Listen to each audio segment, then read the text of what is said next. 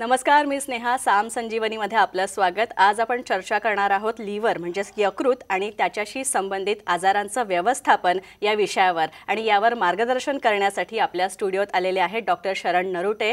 Doctor, तुमचं खूप खूप स्वागत. थँक्यू.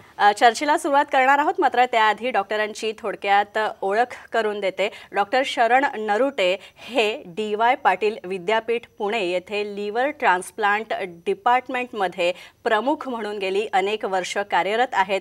सर्जिकल गॅस्ट्रोएंटरोलॉजीमध्ये सुपर स्पेशालिटी केल्यानंतर डॉक्टर शरण नरुटे यांनी पुढे लिव्हर ट्रान्सप्लांटचं प्रशिक्षण घेतलं. डॉक्टर शरण यांनी 15 वर्षांहून अधिक शस्त्रक्रियेचा त्यांचा अनुभव आहे. तसंच ते आपल्या निपुण शस्त्रक्रिया कौशल्यांसाठी प्रसिद्ध आहेत. गेली 6 वर्षांपासून त्यांनी स्वतःला लिव्हर ट्रान्सप्लांट शस्त्रक्रियेमध्ये वाहून घेतलेलं आहे. चला तर मग चर्चेला सुरुवात करूयात. डॉक्टर, खरं तर यकृत किंवा लिव्हर म्हणजे आपल्या शरीरात त्याचं एकूण महत्त्व काय ते आधी सांगाल का? आता सर्वसाधारण सगळ्यांना हृदयाचं महत्त्व, ब्रेनचं महत्त्व सगळ्यांना माहीत असतं, पण लिव्हर जरा निग्लेक्टेडच आहे.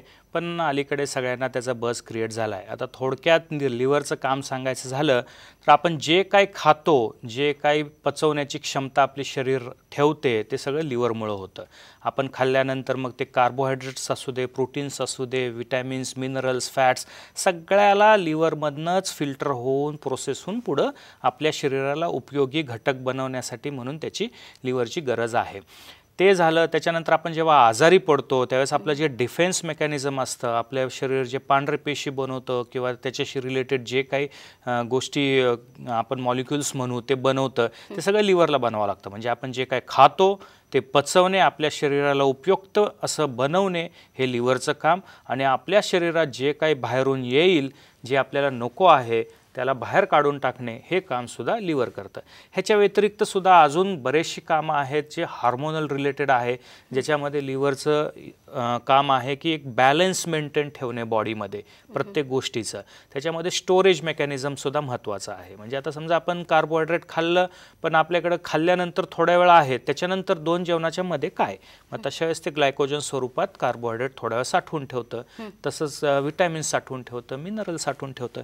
अशा पद्धतीनं ते एक स्टोरेज कामसुद्धा करतं. 500हून अधिक कामं आहेत, पण ही आपली महत्त्वाची काही सांगायची झाली तर हे लिव्हरची कामं आहेत. डायजेस्टिव्ह सिस्टमशी आणि इम्युनिटीशी मेनली रिलेटेड. डॉक्टर, तुम्ही म्हणालात की यकृत जे आहे आपल्या शरीरात फार महत्त्वाची त्याची कार्यप्रणाली असते, त्याचा खूप महत्त्वाचा भाग असतो, महत्त्वाचा रोल असतो यकृताचा आपल्या शरीरात. तर लिव्हरमध्ये किंवा यकृतात बिघाड होण्याची कारणं नेमकी काय? सर्वसाधारण यकृताचं खराब न होण्याची टेंडन्सी किंवा रिजनरेशन खूप जास्त आहे. त्यामुळं ते लगेच खराब जरी झालं तरी लगेच रिजनरेट होऊन जातं. पण जेव्हा पर्सिस्टंटली किंवा सततचा त्याला भिडीमार होत राहतो त्यावेळेस ते खराब होतं. आता हे कशामुळे होऊ शकतं? आपल्या भारत देशामध्ये हिपॅटायटिस बीची लागण फार कॉमन होती, त्यामुळे हिपॅटायटिस बीमुळं लिव्हर खराब होऊ शकतं. तसंच हिपॅटायटिस सीमुळं लिव्हर खराब होऊ शकतं. आता ड्रिंक्सचं प्रमाणसुद्धा किंवा दारू पिण्याचं प्रमाणसुद्धा फार वाढलेलं आहे समाजामध्ये. दारू पिण्यामुळं सुद्धा लिव्हर खराब होतं. त्याच्या व्यतिरिक्त डायबिटीज, ओबेसिटी असे जे क्रोनिक आजार आहेत त्याच्यामुळं सुद्धा लिव्हर खराब होतं. ह्याच्या व्यतिरिक्त अजूनसुद्धा व्हायरल इन्फेक्शन्स आहेत, ए आहे, ई आहे, डी आहे, ह्याच्यामुळं सुद्धा लिव्हर खराब होऊ शकतं. अजून काही कारणं जी थोडीशी अनकॉमन असतात, ज्याला आपण ऑटोइम्युन हिपॅटायटिस म्हणतो, ज्याच्यामध्ये आपल्याच पांढऱ्या पेशी आपल्या लिव्हरच्या अगेन्स्ट काम करायला सुरू करतात. तसं ते कुठल्याही अवयवाच्या विरुद्ध काम करू शकतं, पण प्रामुख्याने लिव्हरच्या विरुद्ध सुद्धा काम करणारे आजार आहेत, त्याला आपण ऑटोइम्युन हिपॅटायटिस म्हणतो. त्या आजारामुळे सुद्धा लिव्हर खराब होऊ शकतं. पण मोस्ट कॉमन कारण म्हणजे हिपॅटायटिस बी आणि अल्कोहोलिक म्हणजे दारूशी निगडीत लिव्हर फेलियर, हे 2 जास्त प्रमुख कारण आहेत. आता इंडियासाठी युनिक आजार जो बाहेर देशामध्ये आपल्याला दिसत नाही जास्त करून, तो म्हणजे औषधांमुळे लिव्हर खराब होण्याचं प्रमाण. बाहेर देशामध्ये पॅरासिटामॉल पॉइझनिंग खूप कॉमन आहे, पण इंडियामध्ये ॲक्च्युअली हेवी मेटल्स घेण्यामुळे सुद्धा लिव्हर खराब होऊ शकतं किंवा टॉक्सिन कन्झ्युम केल्यामुळे सुद्धा लिव्हर खराब होऊ शकतं. तर ही सर्वसाधारण कारणे आहेत लिव्हर खराब होण्यासाठी. ह्याच्यामध्ये इन्फेक्शियस आणि प्रिव्हेंटेबल कारणं जास्त आहेत. दारूचं प्रमाण बाहेरच्या देशांच्या तुलनेनं कमी आहे. त्यामुळे जर वॅक्सिनेशन घेतलं आपण हेपॅटायटिस बीचं तर आपल्याला हेपॅटायटिस बी होणार नाही, त्याच्यामुळं आपलं लिव्हर खराब होणार नाही. तर काही कारणं किंवा मॅक्सिमम कारणं प्रिव्हेंटेबल आहेत, त्याची काळजी घेऊन व्यवस्थित ठेवलं जाऊ शकतं लिव्हरला. अच्छा डॉक्टर, आपलं यकृत जेव्हा खराब होतं तर ऑफकोर्स कुठला ना कुठली व्याधी जडलेली जाते त्याला, किंवा एखादं इन्फेक्शन असतं त्याच्यामुळे सुद्धा खराब होऊ शकतं आपलं लिव्हर. तर मग हे आणखी लिव्हरच्या आजारांचे आणखी काय काय प्रकार आहेत, म्हणजे आणखी कुठले कुठले आजार आहेत? आणखी आजार म्हणजे आता लिव्हरचे प्रामुख्यानं 2 आजारात आपल्याला लिव्हरचे आजार घटक बनवता येतील. एक म्हणजे ॲक्यूट लिव्हर फेल्युअर, म्हणजे पेशंटला आधी लिव्हरचा काहीही आजार नाही, सडनली काही कारणाने लिव्हर खराब झालं.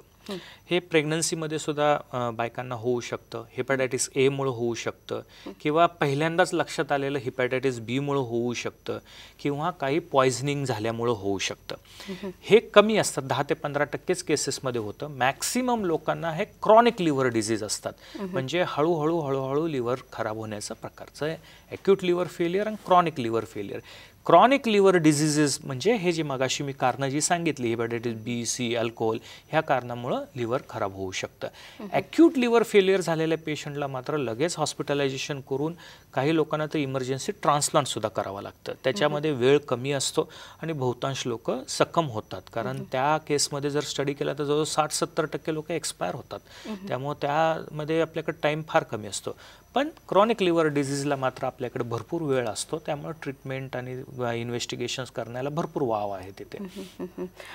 डॉक्टर, जेव्हा आपलं यकृतात बिघाड होतो किंवा त्याची कार्यप्रणाली बिघडते किंवा त्याला एखादं इन्फेक्शन होतं, तर हे नेमकं आपण ओळखायचं, म्हणजे ओळखायचं कसं? कारण आपल्याला एखादा आजार जडला तर आपला बॉडी लगेच त्याचे लक्षणं सांगायला सुरुवात करते. तर हे आपण ओळखायचं कसं की आपलं यकृतात काही ना काहीतरी बिघाड सुरू झालाय? जेव्हा लिव्हर किंवा यकृत खराब व्हायला सुरू होतं, अगदी सुरुवातीची जी लक्षणं आहेत ती आपण नॉन स्पेसिफिक, म्हणजे आपण कानडोळा करावी अशी असतात, पण थोडंसं जर लक्ष देऊन त्याच्याकडं इव्हॅल्युएशन केलं तर सापडू शकतं. ती कोणकोणती? आपल्याला खाल्लेलं न पचणे, आपल्याला एक जेवल्यानंतर बेचैनी वाटणे, आपलं वजन थोडंसं कमी व्हायला सुरू होणे, आपल्याला आपण मराठी भाषेत म्हणतो की माझ्या अंगी लागत नाही, किंवा मी खातोय पण मला असं वाटत नाही की ते पचतंय किंवा मला तेवढी भूक उरलेली आहे. हे इनिशियल लक्षणं असतात. त्याच्यानंतरची पुढची लक्षणं जरा जास्त लिव्हर खराब झाल्यावर जी येतात ती म्हणजे जॉन्डिस होणे, म्हणजे कावीळ होणे, पायाला सूज राहणे, शक्यतो संध्याकाळच्या वेळेस काम वगैरे करून आल्यानंतर पायाला सूज येऊ शकते. त्यानंतर स्किनचा तुकतुकीपणा कमी होणे, स्किन पातळ झाल्यासारखं शायनी दिसायला सुरू होणे, केस कमी होणे, असे हळूहळू होऊ शकतात. पण कावीळ मात्र ही अशी गोष्ट आहे जी लिव्हरसाठी स्पेसिफिक आहे. लिव्हर खराब झाल्यानंतरच कावीळ होते. बाकीचे आजार कितीतरी आजारांमध्ये होऊ किंवा लक्षणं कितीतरी आजारात होऊ शकतं. त्यामुळं कावीळ झाल्यानंतर किंवा पायाला सततची सूज राहायला लागल्यानंतर, पोटात पाणी झाल्यानंतर, हे मात्र आपण कधी निग्लेक्ट नाही केलं पाहिजे आणि त्यावेळेस मात्र लगेच इव्हॅल्युएशनसाठी डॉक्टर गाठला पाहिजे. अच्छा डॉक्टर, आता ही झाली लक्षणं, मात्र लिव्हर फेल्युअरसाठी नेमकी कोणकोणत्या तपासण्या केल्या जातात? की आता एखादा रुग्ण तुमच्याकडे तक्रार घेऊन आला की मला संबंधित अशी अशी लक्षणं जाणवतात बाबा, की तेव्हा कुठल्या प्रकारच्या टेस्ट केल्या जातात? या टेस्टबद्दल किंवा या परीक्षणांबद्दल जरा सांगा. सगळ्यात महत्त्वाचं म्हणजे liver function test. Liver function test नावातच सगळं लिहिलेलं आहे की ते लिव्हरचं काम किती आहे हे सांगणाऱ्या तपासण्या आहेत. मग आपण जेव्हा लिव्हर फंक्शन टेस्ट करतो त्याच्यामध्ये आपल्याला लक्षात येतं कावीळ आहे का नाही आणि लिव्हरला सूज आहे का नाही. हे बेसिक इन्व्हेस्टिगेशन आहे. लिव्हरला जर सूज असेल तर मग मात्र पुढच्या टेस्ट केल्या पाहिजे, किंवा कावीळ जर असेल तर पुढच्या टेस्ट ह्या केल्या पाहिजे. लिव्हरला जर सूज आहे आणि ती जर सूज परत कमी नाही झाली पुढच्या तपासण्यांमध्ये, मग मात्र आपल्याला सिरियसली विचार करून पुढच्या तपासण्या केल्या पाहिजे. त्याच्या पुढच्या तपासण्या म्हणजे कुठल्या? की सरळ स्कॅन करून लिव्हरला बघणे. पहिला आपण अल्ट्रासाऊंड स्कॅन प्रिफर करतो. त्याच्यामध्ये जर लिव्हरला सूज आहे, लिव्हरची साईज वेगळी आहे, पित्ताच्या नळीला काय प्रॉब्लेम असेल तर ते त्याच्यामध्ये दिसून येतं. आणि त्याच्यापेक्षा पुढची तपासणी म्हणजे सिटी स्कॅन. सिटी स्कॅन केल्यानंतर आपल्याला लक्षात येतं की लिव्हरमध्ये किती क्रोनिक डॅमेज आहे. तत्पूर्वी हे सगळं करण्याच्या आधी लिव्हर फंक्शन टेस्ट बरोबर आपल्याला बाकीच्या अवयव व्यवस्थित आहेत का हे सुद्धा तपासणी करून बघितलं पाहिजे. म्हणून आम्ही नेहमी किडनी फंक्शन टेस्ट सुद्धा त्याच्याबरोबर करतो. कंप्लीट ब्लड सेल काउंट किंवा आपण हिमोग्राम ज्याला म्हणतो ते सुद्धा त्याच्याबरोबर केलं पाहिजे. कारण मगाशी मी म्हटलं आपली लिव्हर हे इम्युनिटीमध्ये पण काम करतं. त्यामुळे लिव्हर खराब झाल्यानंतर प्लेटलेट काउंट कमी व्हायला सुरू होतो, हिमोग्लोबिन कमी व्हायला सुरू होतं. मग ह्याच्यासाठी आपल्याला ह्या बेसिक इन्व्हेस्टिगेशन केल्या पाहिजे. अजून एक तपासणी म्हणजे जे थोडंसं अजून लिव्हर खराब झाल्यानंतर अल्टर होऊ शकते ते म्हणजे रक्त गोठण्याच्या प्रक्रियेत बिघाड होतो. कारण आपल्या शरीरामध्ये रक्त गोठवण्याचं काम सुद्धा लिव्हर करतं. ज्यावेळेस लिव्हर फार जास्त खराब होतं त्यावेळेस रक्त गोठण्याच्या प्रक्रियेत बिघाड झाल्यामुळं ते जास्त ब्लिडिंग टेंडन्सी ठेवतं. त्याच्यामुळं INR म्हणून एक तपासणी असते, ती केल्यानंतर सुद्धा आपल्याला लक्षात येतं. शरीरामध्ये अल्ब्युमिनचं प्रमाण किती आहे त्याच्यावरून लिव्हरच्या सिंथेटिक फंक्शनचा अंदाज येतो की लिव्हर किती प्रमाणात प्रोटीन्स बनवू शकतंय. ह्या तपासण्या केल्यानंतर आपल्याला काय लक्षात येतं की लिव्हर खरंच खराब आहे का, किती प्रमाणात खराब आहे आणि काही केल्यानंतर ह्या सगळ्या परत गोष्टी रिव्हर्स होऊ शकतात का. त्याच्यासाठी इव्हॅल्युएशन फार मस्ट आहे. पण आपल्याकडे इव्हॅल्युएशनच्या आधी औषधं सुरू करून टाकली जातात, तर ते शक्यतो टाळलं पाहिजे. यानंतर आणखीनही प्रश्न माझ्या मनात आहे ते मी विचारणार आणि डॉक्टर त्याच्यावर उत्तर देणार आहेत. मात्र त्याआधी साम संजीवनीमध्ये एक छोटासा ब्रेक घेऊया.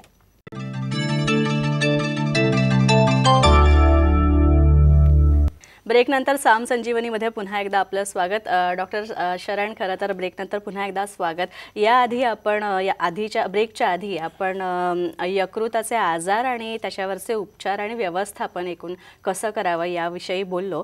तर लक्षणं झाली, आजार झाले, आता आपण उपचारांकडे येऊया की उपचार कुठले कुठले दिले जातात या सगळ्या आजारांवर.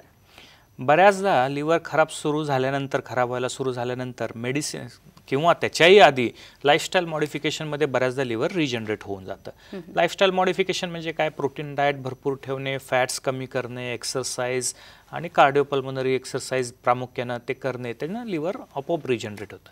पण काही कारणानं जर लिव्हर रिजनरेट होत नसेल किंवा लिव्हर खराब होण्याची जी कारणं आहेत, हेपॅटायटिस B आहे, C आहे, अल्कोहोल आहे, ती जर तशीच कंटिन्यू ठेवली तर ते काही लिव्हर बरं होणार नाही. त्यामुळं त्या कारणांचं सुद्धा ट्रीटमेंट केली पाहिजे. हेपॅटायटिस B ची ट्रीटमेंट आहे, C ची आहे, नॅश डायबिटीस कंट्रोलची ट्रीटमेंट आहे. आता हे सगळं मेडिसिन देऊन कंट्रोल करून आपण परत लिव्हरला पहिल्यासारखं करू शकतो. आता हे सगळं करत असताना जर लिव्हर रिस्पॉन्ड करत नसेल याचा अर्थ लिव्हर बऱ्यापैकी खराब झाले, मग मात्र आपल्याला ट्रान्सप्लांट सुद्धा कन्सिडर करायला लागू शकतं. कमी प्रमाण लोकांमध्ये लागतं, साधारण 10% लोकांनाच फक्त ट्रान्सप्लांट लागू शकतं. पण मग वेळेत केलं म्हणजे ॲक्च्युअल ते पैसे वाचवतं आणि तब्येत वाचवतं. डॉक्टर, खरं तर पुण्याच्या DY पाटील सेंटरमध्ये तुम्ही वेगळ्या लिव्हर ट्रान्सप्लांट विभागाची स्थापना केली आहे आणि या विभागात बऱ्याचशा शस्त्रक्रियेचा अनुभवसुद्धा तुम्हाला आहे. तर यकृताचं प्रत्यारोपण झालेल्या रुग्णांमध्ये किंवा अशा व्यक्तींमध्ये आणखी काय काय ट्रान्सप्लांट नंतर काय काय इम्प्रूव्हमेंट्स आढळतात? ट्रान्सप्लांट जर वेळेत केलं तर मग मात्र त्यांची पूर्णपणे लाईफस्टाईल चेंज होऊन जाते. जे आधी सततचे दवाखान्यात जात होता, अगदी काही माझे पेशंट आहेत ज्यांना 15 ते 20 वेळा ॲडमिट करावं लागलेलं आहे एका वर्षाच्या पिरियडमध्ये, ते सगळं बंद होऊन जातं. त्याच्यानंतर त्यांना हॉस्पिटलायझेशन लागत नाही, क्वचित प्रसंगी लागतं. त्याच्यानंतर त्यांचं जे लाईफस्टाईल आहे कोणा दुसऱ्या माणसासारखं पहिल्यासारखं होऊन जातं. त्यामुळे ट्रान्सप्लांट केलेले पेशंट्स हे नियर नॉर्मल होऊन जातात. त्यांना फक्त रेग्युलर फॉलोअप लागतो. त्यामुळे वेळेत केल्यानंतर त्यांचं ऑलमोस्ट 95% सक्सेस रेट आहे. आता DY पाटीलमध्येच आम्ही अशा काही केसेस केलेले आहेत ज्या फार युनिक आहेत. आता उदाहरण द्यायचं झालं तर आम्ही रोबोटिक सर्जरीसुद्धा वेस्टर्न इंडियामध्ये पहिल्यांदा केली होती मी. दुसरी गोष्ट, एकाच पेशंटमध्ये CABG म्हणजे बायपास सर्जरी करायचं आणि त्याच वेळेस ट्रान्सप्लांट करायचं, हे सुद्धा आम्ही पहिल्यांदा वेस्टर्न महाराष्ट्रामध्ये केलं. तर अशा पद्धतीनं डेडिकेटेड सेंटर जर असेल तर रिझल्टसुद्धा फार चांगले असतात.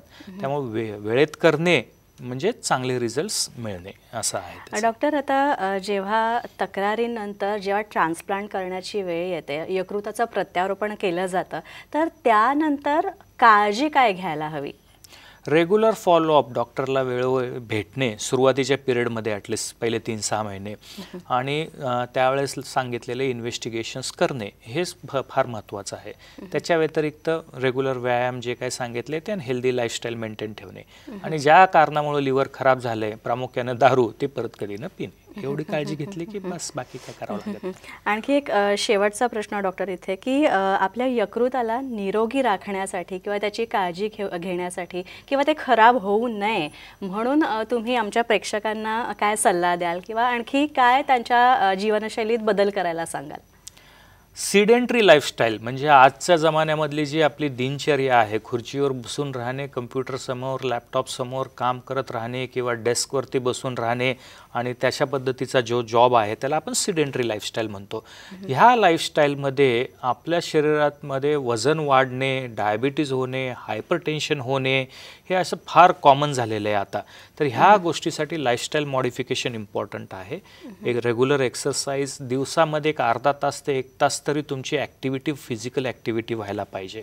त्याच्यानंतर वजन न वाढू देण्यासाठी फूडमध्ये आपल्या बदल केले पाहिजे, खाण्याच्या पद्धतीत बदल केला पाहिजे, फॅट्स कमी खाल्ले पाहिजे, न्यूट्रिशियस डाएट केले पाहिजे, प्रोटीन्स जास्त खाल्ले पाहिजे, मिनरल विटॅमिन्स असतील अशा भाज्या खाल्ल्या पाहिजेत. तर हे फास्ट फूडमध्ये नसतं त्यामुळं घरचं जेवणच सगळ्यात चांगलं. ह्याच्या व्यतिरिक्त हिपॅटायटिस बी होऊ नये म्हणून वॅक्सिनेशन गव्हर्नमेंटने ड्राईव्ह सुरू केलेला आहे, ते केलं पाहिजे. ह्याच्यामध्ये हळूहळू आपल्याला चेंजेस केल्यानंतर लिव्हर चांगलं राहतं. लिव्हर खूप वर्सटाईल आहे. अच्छा डॉक्टर, तुमच्या उत्तरात फूडचा उल्लेख आला म्हणजे आपल्याला अमुक अमुक आपला आहार योग्य ठेवला पाहिजे. तर अशा काही तुम्ही स्पेसिफिक फूड किंवा असं काही स्पेसिफिक डाएट तुम्ही रेकमेंड कराल का की अमुक एक सुपर फूड आहे ते तुमच्या यकृतासाठी चांगलं राहील किंवा त्याचं सेवन? यकृतासाठी सुपर फूड कुठलंच नाही. यकृताला खराब करणाऱ्या गोष्टी नाही केल्या तर यकृत चांगलं राहतं. पण तरी त्या तुम्ही म्हणताय त्यामध्ये जर आपल्याला काळजी घ्यायची झाली तर भाज्या, फळं आणि व्हेजिटेबल्स हे भाज्या आणि फ्रूट्स ह्या 2 गोष्टी फार महत्त्वाच्या आहेत. त्याच्यामध्ये मायक्रो न्यूट्रिएंट्स असतात जे आपल्याला शक्यतो सेलेनियम, कॅल्शियम असे छोटे छोटे मिनरल्स आपल्याला माहीत नसतात आणि ते साध्या जेवणामध्ये मिळत नाहीत. तर ते जेवणसुद्धा तेवढं आपल्याला मिळालं पाहिजे. मग त्यासाठी आपल्याला फ्रूट्स, व्हेजिटेबल्स भरपूर खाल्ले पाहिजे आणि फॅट कमी केलं पाहिजे जेवणात. अच्छा डॉक्टर, तुम्ही खरं तर मघाशी आपण तुमची ओळख करून देताना तुमच्याबद्दल हे आम्ही जाणून घेतलं होतं की तुम्ही बऱ्याच शस्त्रक्रिया केलेल्या आहेत, ट्रान्सप्लांटमध्ये तुमचा जास्त हातखंडा आहे. तर या शस्त्रक्रियाचा अनुभव तुमच्या गाठीशी असताना असे काही एखादी केस तुम्हाला आठवते का की ज्यात खूप कॉम्प्लिकेशन्स होते आणि नंतर ते ऑपरेशन नंतर ते क्लिअर झालं किंवा त्याचा छडा लागला? केस फार इंटरेस्टिंग होते. त्याचं आणि नमूद करण्याचं कारणही असं, फक्त मुलगा आणि आई.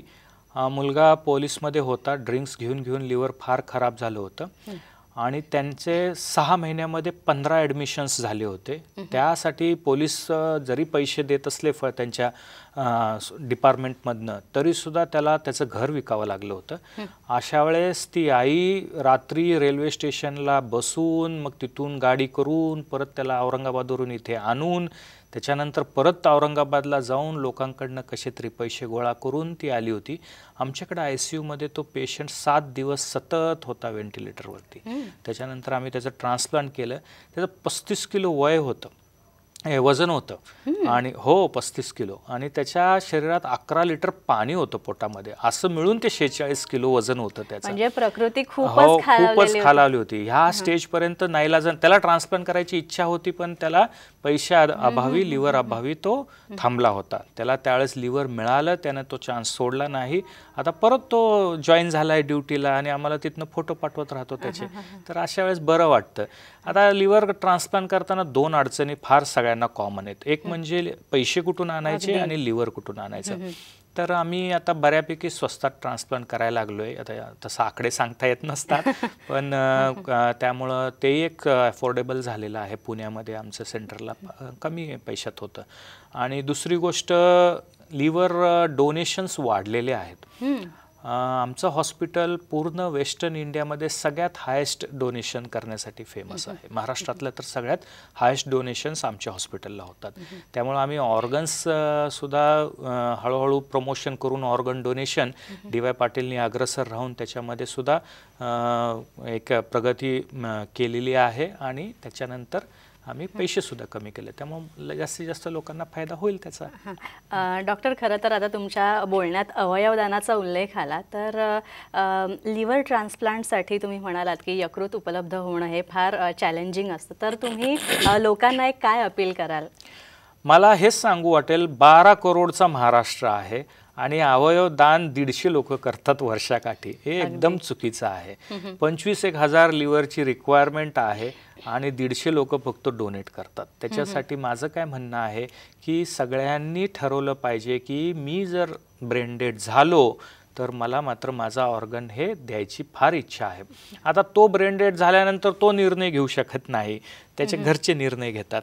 त्याच्यामुळं त्यानं त्याच्या घरच्यांना सुद्धा बिंबवलं पाहिजे की बाबा मला जर काही कारणानं माझं ॲक्सिडेंट झाला किंवा मला मेंदूचा काही आजार झाला आणि मी हॉस्पिटलला ॲडमिट झालो आणि डॉक्टरांनी सांगितलं की मी ब्रेन डेड आहे आणि आता मी काही जगू शकत नाही, पण माझे अवयव चांगले आहेत, तर ते डोनेट करा. तसं केल्यानंतर एक माणूस 8 ऑर्गन्स डोनेट करू शकतो. त्यामुळे तो 8 लोकांचे घरं चालवू शकतो आणि तो पूर्णपणे जात नाही, तो ह्या 8 लोकांमध्ये अवयवरूपी जिवंत राहतो. त्यामुळं अवयव दान केलं पाहिजे. त्याच्याशिवाय हा प्रॉब्लेम सॉल्व्ह होणार नाही. आपल्याला महाराष्ट्रात कमी आहे मी म्हणतोय, पण तरी सुद्धा महाराष्ट्र इंडियामध्ये 2-3 नंबरला येतं. म्हणजे बाकीच्या राज्यांची तर अजून वाईट अवस्था आहे. तर त्याच्यासाठी ऑर्गन डोनेशन हे प्रमोट केलं पाहिजे, नॅशनल लेवलला केलं पाहिजे आणि आपण खूप ट्रान्सप्लांट करून खूप लोकांचे जीव वाचवू शकतो. नक्कीच डॉक्टर, तुम्ही आज आमच्या स्टुडिओत आलात आणि इतकं सुंदर मार्गदर्शन केलं. खूप छान चर्चा झाली, त्यासाठी खूप खूप धन्यवाद. यानंतर साम संजीवनीमध्ये इथेच थांबतोय. नमस्कार.